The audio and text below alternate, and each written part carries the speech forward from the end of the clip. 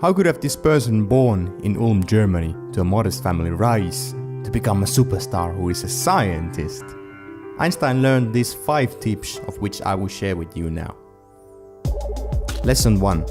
Focus on your strengths, doing that what comes easily to you.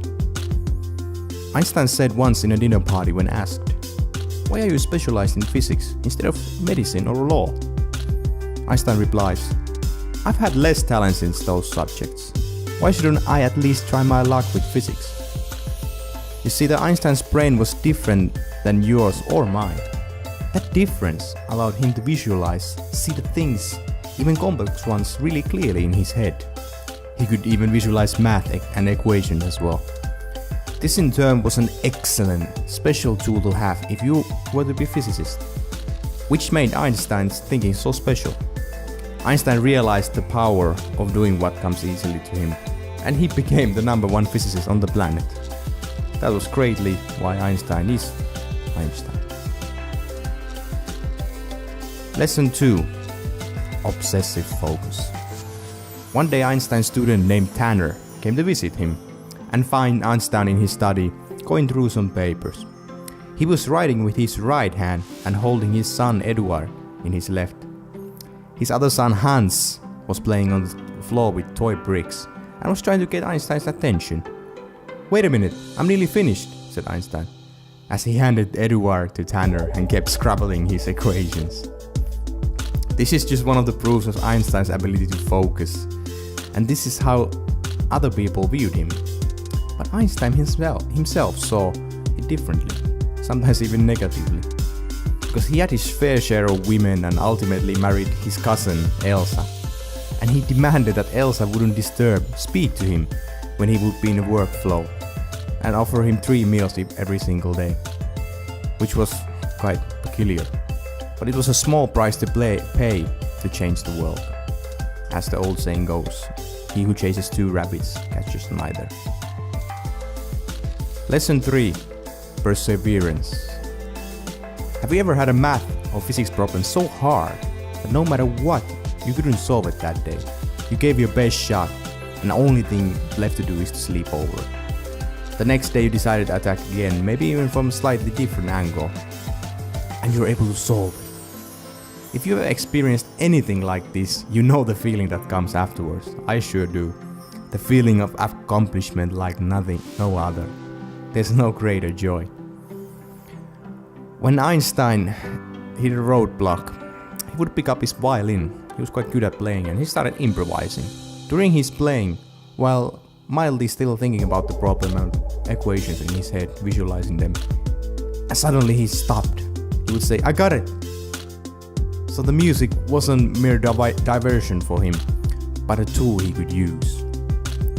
See, the thing is that it took him 11 years, from 1905 to 1916, to expand the special relativity into general relativity, which only took accelerations into consideration, whereas special relativity didn't.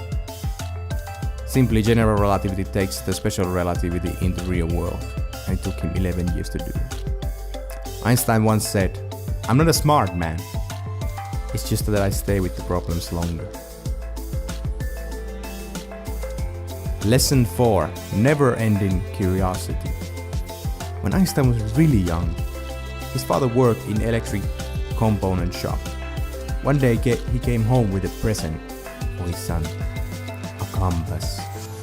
Once Einstein saw it, he would just sit up night after night watching the needle pointing northward. There's some kind of hidden force field working on the needle, making it point northward, rather than that usual mechanical force involving touch and contact. Einstein even said, "I still remember that experience, made me a deeply lasting impression on me."